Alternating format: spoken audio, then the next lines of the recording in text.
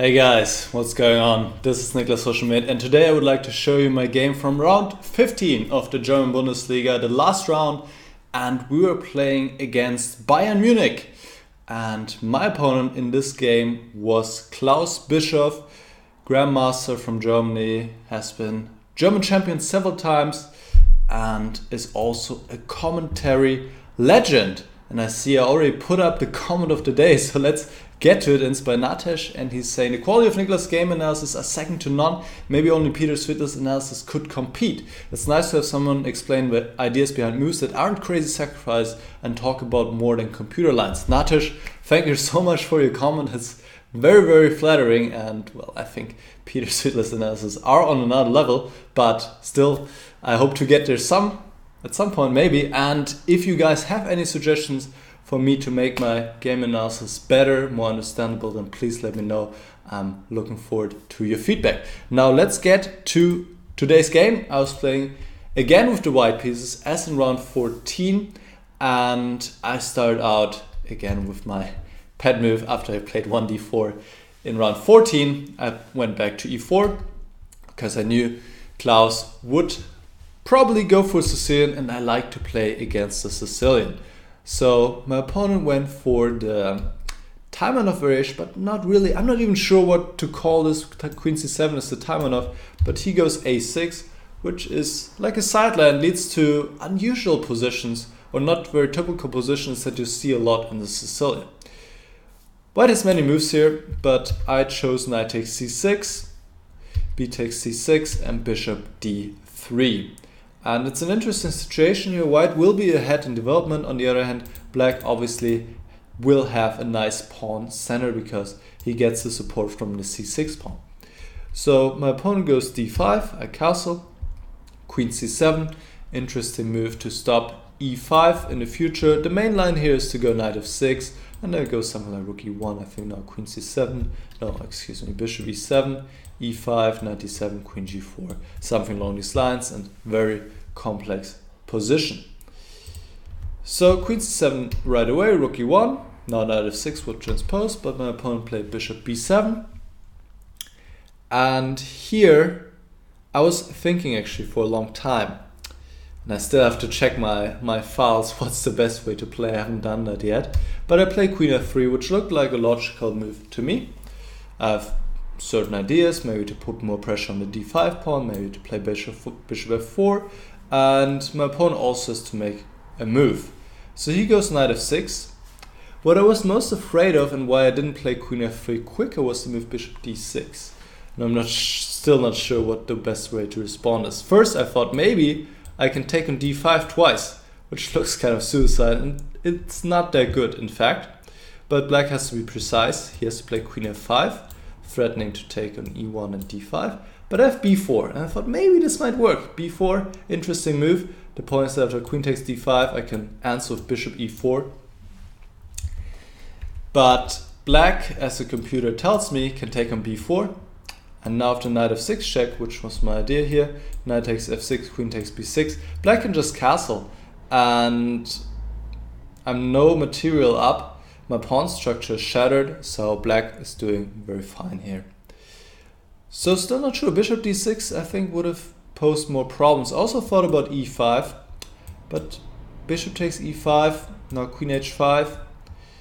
And if the bishop drops back to d6, I can probably take on e6. But what about bishop takes c3?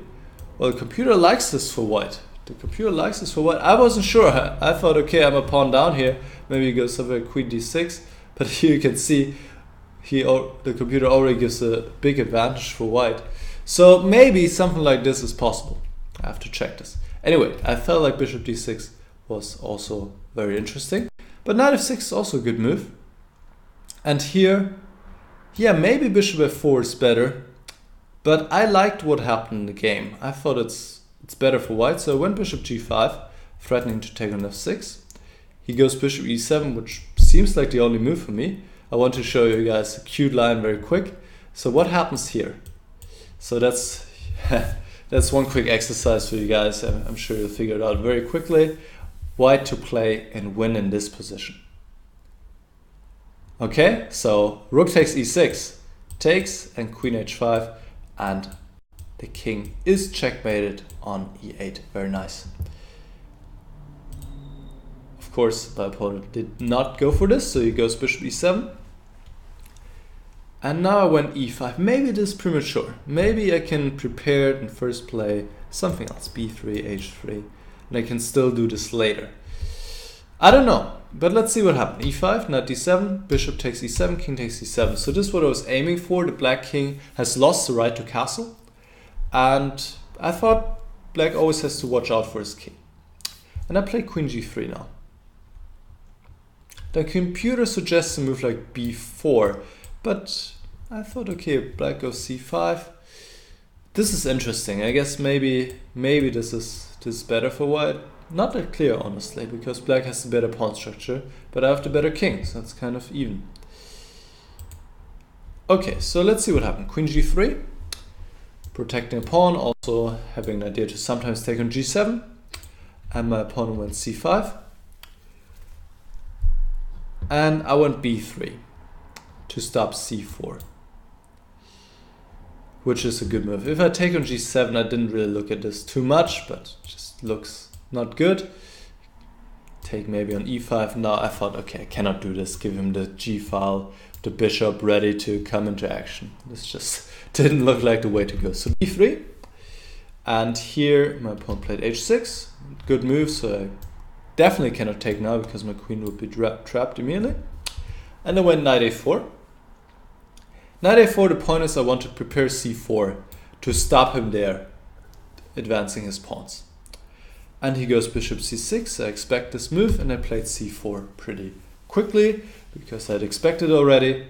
And the point is now, if black takes on a4, I don't want to take back. That would be not so great, but I can take on d5. Intermediate move threatening d6, and if black takes back, pawn takes, and now the position has opened up. The king on e7 feels very uncomfortable. I have the threat e6, queen takes g7 might be also in the air soon, so this is just winning for white. So here strictly, the only move I thought black has to play really is to go d4. But my opponent chose another move, we'll get to this in a moment. And here I want to probably go knight b2, bring the knight back, and then play bishop c2, knight d3, something along these lines. And it's a complex position for sure. The king of black is still weak. It's not so clear how much counterplay he has here, because I can always play a4 if I want to, and this is pretty safely protected. So, very unclear position. The computer likes something like maybe to go g5, and it's also interesting. Double-edged move though, because you're kind of weakening your pawns there as well. So, complex position, unclear, both sides have their chances. I was very surprised to see d takes c4, because this goes counter against the nature of the position, which is the black king is in the center, it's unsafe, so black needs to have the position closed as much as possible, so I cannot attack his king. And now black is opening up files. Now you can see the d file and the c file can be occupied by my pieces. Probably black should play a move like rook d8 now, or rook e8 says computer, to prepare bringing the king to f8, but this position is already uncomfortable. My opponent took on a4, that was his idea, he wanted to destroy my pawn structure, but the much more pressing issue is the king on e7 here. And now my opponent went g5, he didn't want to always be dealing with this threat of me taking on g7.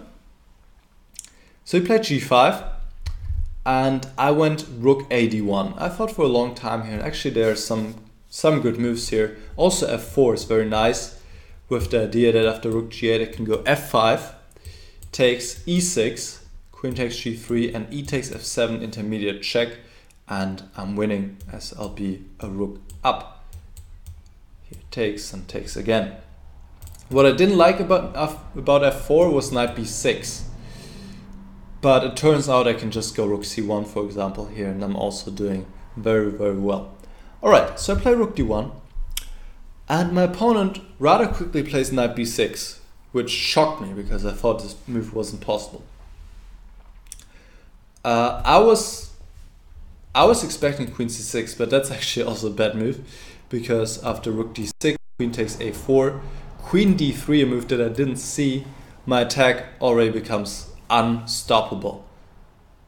And it makes sense, right? All my pieces are participating, and black doesn't have that many defensive resources. So probably best would be to go rook hd8, something along these lines. Still, the position is very difficult and very dangerous for black to play. So he goes knight b6. And what did I do now? Why did I think this move wasn't possible? And I'm sure my opponent missed my next move. So that's your question. Stop the video and try to figure it out right now. Okay. I played queen f3, and the threat of queen f6 check is just devastating for black.